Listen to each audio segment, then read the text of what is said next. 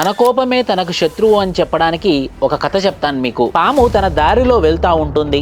ఆ దారిలో ఒక రంపం ఉంటుంది. ఆ రంపం తనకి తగులుతుందన్నమాట పాముకి. పాముకి ఒకటేసారి కోపం వస్తుంది. నువ్వు నాకే అడ్డం వస్తావా రంపం అని చెప్పేసి ఆ రంపాన్ని మొత్తాన్ని చుట్టుముట్టేసి ఆ రంపాన్ని బలంగా పట్టుకుంటుందన్నమాట.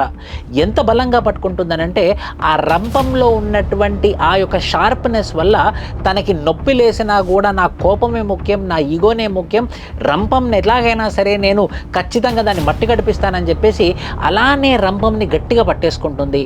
ఎంతవరకు వెళ్తుందంటే రక్తం వచ్చి పాము చనిపోతుంది. సో దీని ద్వారా మనకు అర్థమయ్యేది ఏంటి, కొన్ని సందర్భాలలో మన కోపం మననే నశింపజేస్తుంది. ఎలాగైతే పాము తన రంపం మీద చూపించినటువంటి కోపం వల్ల పామే చనిపోయిందో అదేవిధంగా మన కోపం మనం నాశనం చేస్తుంది. సో మనం కోపం వచ్చేటప్పుడు కూడా ఆ పర్టికులర్ మనిషి వాడు తెలివి కలవాడా లేకపోతే హీనుడా మూర్ఖుడా అని చెప్పేసి మనం బేరేజ్ వేసుకొని మనం ముందుకు వెళ్ళాల్సిన అవసరం ఉంటుంది. గుడ్డిగా కోపం వచ్చింది కదా అని చెప్పేసి మనం వెళ్ళామనుకోండి మనకే దెబ్బపడే అవకాశం ఎక్కువగా ఉంటుంది.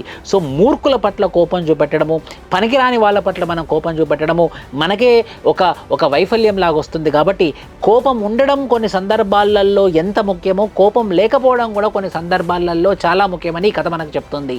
Thank you.